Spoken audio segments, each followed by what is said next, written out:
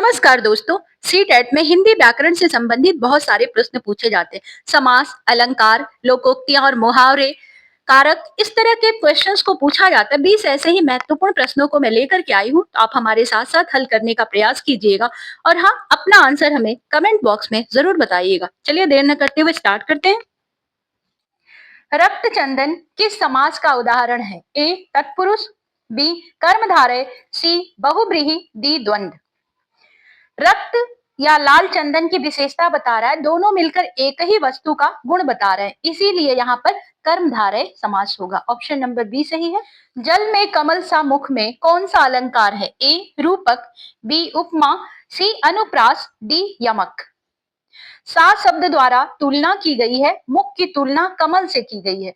यहाँ पर उपमा, यह उपमा अलंकार की पहचान है। ऑप्शन नंबर बी सही है, उपमा। अत्यंत शब्द किस प्रकार का है? ए अव्यय, बी संज्ञा, सी विशेषण, डी सर्वनाम।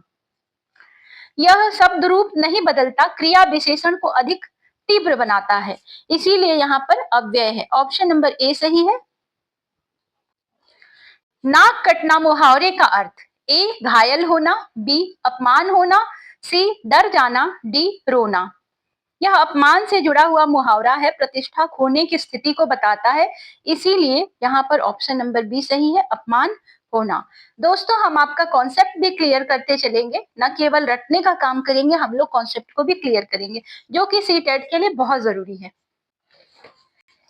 जैसा बोओगे वैसा काटोगे का अर्थ? ए मेहनत जरूरी है, बी परिणाम कर्म पर निर्भर है, सी समय बदलता है, डी सब बराबर है।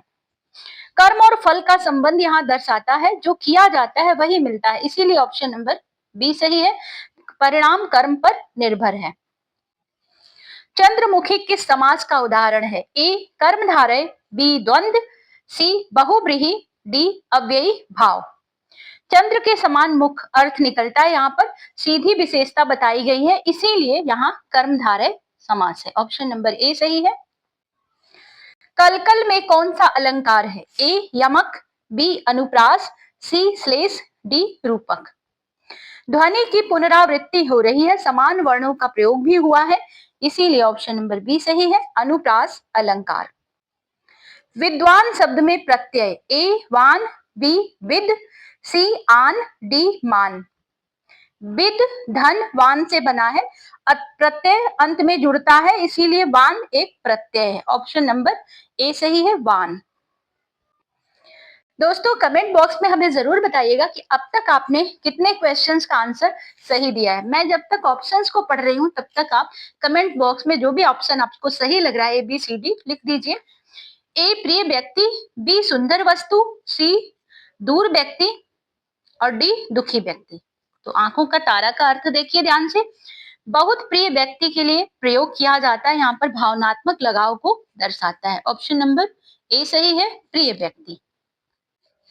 घर घर में कौन सा समास है? ए द्वंद्व, बी द्विगु, सी बहु अव्ययी भाव, डी तत्पुरुष। पुनरावृत्ति से समष्टि का बोध होता है और अव्ययी भाव की यही विशेषता है। ऑप्शन नंबर सी सही है। मृग नयनी में अलंकार है? ए उपमा, बी रूपक, सी श्लेष, डी यमक। आंखों को मृग के समान नहीं बल्कि वही मान लिया गया है, सीधा सीधा रूपांतर है, रूपांतरण, इसीलिए यहाँ पर रूपक अलंकार है। ऑप्शन नंबर बी सही है। सुगंधित में उपसर्ग है? ए सु, बी गंध, सी इत, डी त। गंध जो है ये मूल शब्द है और सु जुड़कर अर्थ को और सुंदर बनाता है। ऑप्शन नंबर ए सही है, सु। दांत खट्टे करना का अर्थ है? ए भोजन करना, बी पराजित करना, सी खुश करना, डी डराना। किसी को बुरी तरह हराना प्रतिस्पर्धा में प्रयोग होता है। ऑप्शन नंबर बी सही है, पराजित करना। समय अमूल्य है में अमूल्य एक ए संज्ञा, बी सर्वनाम, सी विशेषण, डी क्रिया। यह समय की विशेषता बता रहा है, जो संज्ञा की विशेषता बताए वो विशेषण होता है। ऑप्शन नंबर सी सही है। जलधि किस समास का उदाहरण है? ए तत्पुरुष, बी द्वंद्व, सी बहुव्रीहि, डी कर्मधारय। जल का भंडार यहाँ पर अर्थ निकलता है जलधि का, कारक संबंध है इसीलिए यहाँ पर तत्पुरुष समास होगा।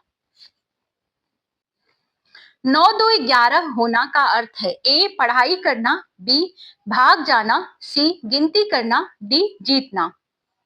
तुरंत भाग जाने के लिए प्रयोग किया जाता है इस मुहावरे को, और अचानक गायब होना दर्शाता है। ऑप्शन नंबर बी सही है, भाग जाना। दोस्तों इसी तरह आप प्रैक्टिस करते रहिए, आपको बहुत फायदा मिलने वाला है। धीरे धीरे शब्द में, धीरे धीरे में शब्द रचना, ए समास, बी पुनरुक्ति, सी संधि, डी उपसर्ग। एक ही शब्द दोहराया गया है भाव को और ज्यादा मजबूत करने के लिए, इसको कहते हैं पुनरुक्ति। जिसकी लाठी उसकी भैंस का अर्थ, ए न्याय जरूरी है, बी ताकतवर की चलती है, सी सब बराबर हैं, डी मेहनत जरूरी है। यहाँ पर यह शक्ति के महत्व को दर्शाता है, बलवान व्यक्ति ही अधिकार जताता है। ऑप्शन नंबर बी सही है, ताकतवर की चलती है।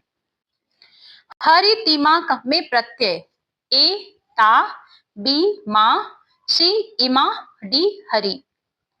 हरित धन इमा से बना हुआ शब्द है, प्रत्यय को अंत में जोड़ा जाता है, इतना ध्यान रखिएगा, इसीलिए यहाँ पर ऑप्शन नंबर सी सही है, इमा। वज्र हृदय में अलंकार, ए उपमा, बी रूपक, सी अनुप्रास, डी यमक। हृदय को वज्र मान लिया गया है, सीधी सीधी पहचान है, कोई तुलना वाला शब्द नहीं है, इसीलिए यहाँ पर रूपक अलंकार होगा।